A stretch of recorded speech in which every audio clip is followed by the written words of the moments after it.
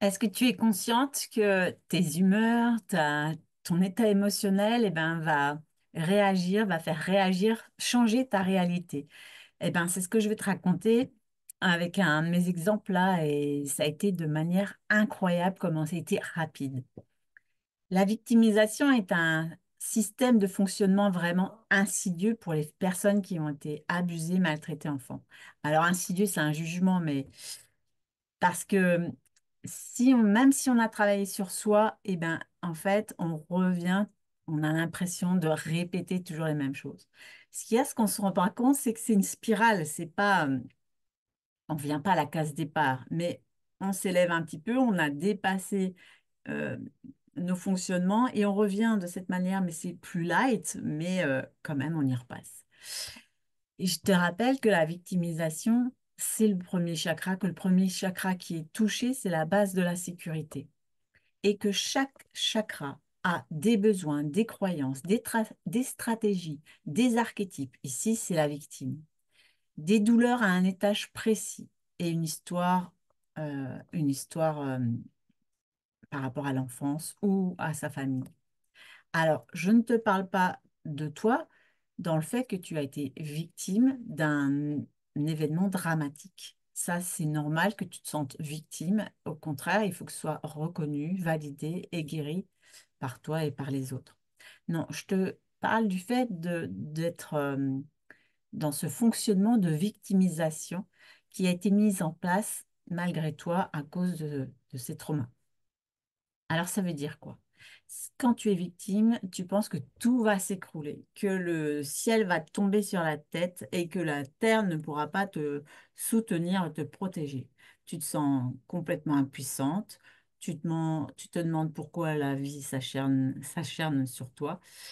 Et souvent, tu penses que c'est la faute des autres, du mari, du patron, de tes copains. Tu as des douleurs au bassin, à la mâchoire, ton système immunitaire est bas, tu refuses ton corps, tu penses qu'il est dangereux de te détendre et tu évites les changements, tu n'arrives pas à t'organiser.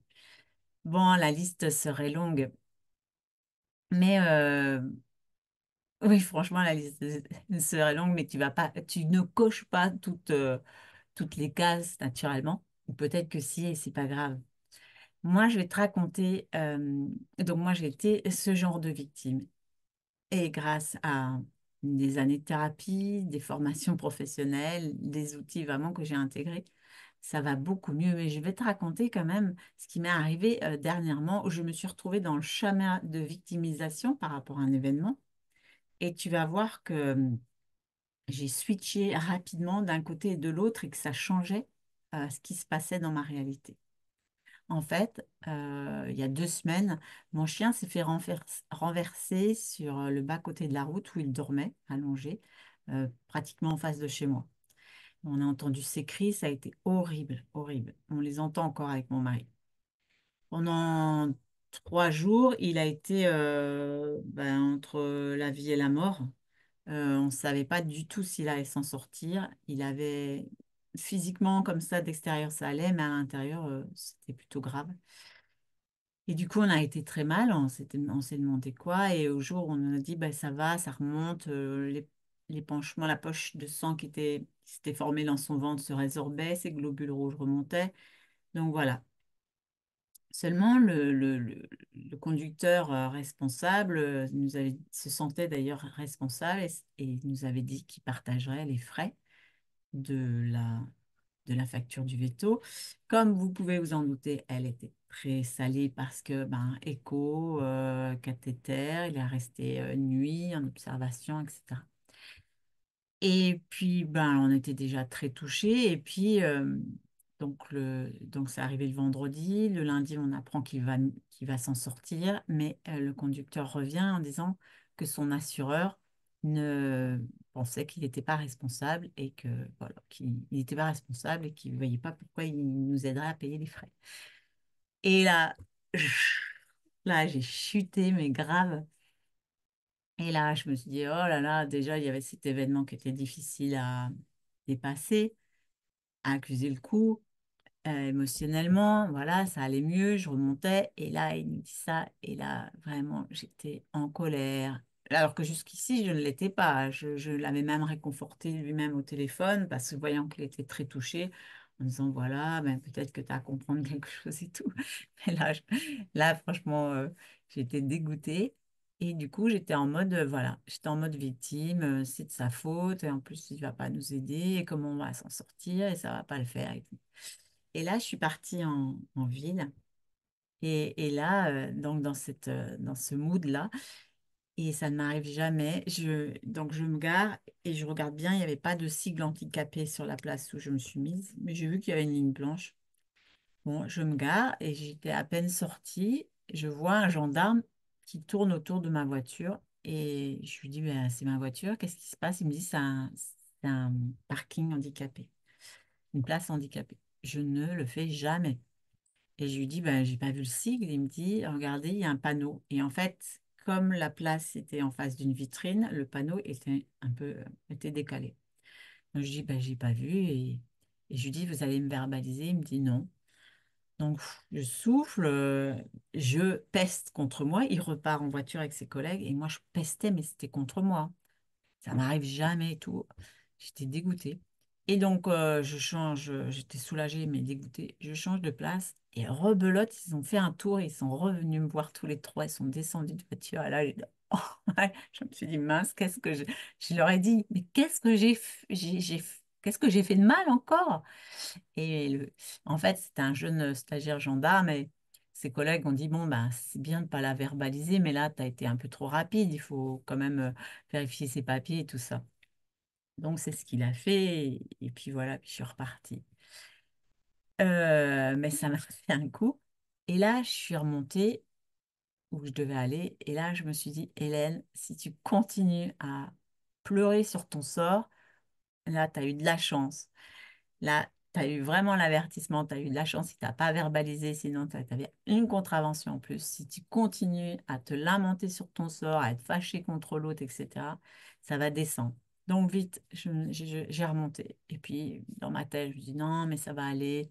On demandera au veto de nous faire crédit en plusieurs fois, ça va aller et tout. Et, euh, et quand je suis rentrée le soir à la maison, mon mari m'a dit, mais voilà, il y avait des amis qui nous prêtaient l'argent et voilà, tout s'arrangeait. Donc voilà, bon, on attend encore le résultat de l'assurance, mais on verra. Donc là, j'ai été vraiment, vraiment étonnée par le switch entre je descends, je me ramasse, vraiment j'attire un événement qui aurait pu me faire descendre encore plus bas. Mais je décide, non, de remonter. Et là, j'ai un événement dans ma vie, dans mon quotidien, qui montre bah, que je suis remontée et que tout va aller. Mais ça vient de moi d'abord. Ça vient de moi. OK? Après, tout ne vient pas de nous. L'histoire du chien qui a été renversé, non. Mais le fait que je me plaigne, etc., et que j'attire l'histoire des gendarmes, ça c'est sûr. Ne pas faire attention, mal me garer, ça c'est sûr. Et c'est sûr aussi le fait d'être remonté dans ma tête en ayant de l'espoir, en me disant ça va se faire, de la confiance, hop, ça remonte en vibration et hop, j'attire de l'aide et un changement de situation. Voilà. Donc, c'est comme, c'est comme vous, en fait. Soyez bien vigilants aux événements que vous pouvez attirer. Et puis, on n'est pas toujours responsable des événements dramatiques, traumatisants qui peuvent nous arriver, hein. Euh, on les subit sur le fait, mais après, c'est qu'est-ce qu'on en fait? Et ça, ici, là, on en est responsable. Et sortir de la victimisation, de l'archétype victime qui est associé au chakra numéro un quand ce chakra est mal et comment n'a pas toute son énergie et est vraiment en vide, et ben voilà le genre de réaction qu'on peut avoir. Donc, ce qui est important, je te conseille de vraiment changer tes perceptions parce qu'en fait, bah, les événements, tu peux pas les changer, mais c'est comment tu vas les prendre.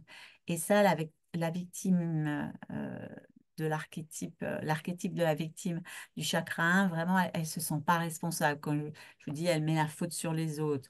Elle pense que elle a de la malchance, que c'est toujours comme ça, que de toute façon dans sa famille c'était comme ça, etc. La victime, c'est le chakra 1. Le chakra 1, c'est vraiment la base. Et c'est important, vraiment, de switcher euh, pour elle n'amène pas d'autres choses encore difficiles. Et je le vois, peut-être que c'est ton cas, c'est-à-dire qu'elle englobe différents domaines. Ça peut être victime dans son couple, victime parce que financièrement, elle a des difficultés financières, elle a des problèmes, des douleurs physiques, des problèmes de maladie. Je t'ai cité un petit peu les étages. C'est dans des problèmes relationnels, que ce soit dans sa famille, que ce soit avec ses enfants. Au point de vue du boulot, souvent, c'est des petits boulots qui ne lui conviennent pas. Donc, moi, j'accompagne une jeune femme qui est esclave dans son boulot. Donc, voilà, il y a vraiment, vraiment, il est important de se sortir de cette victimisation. Et il y a un archétype du chakra 1 qui remet tout ça. Et ça, je te le dirai, je t'en parlerai dans une prochaine vidéo. Voilà, prends soin de toi et ne te laisse pas tomber dans le piège de la victime. La dernière fois, tu peux aller voir, il y a les pièges de la guerrière, mais aussi il y a les pièges de la victime. À bientôt!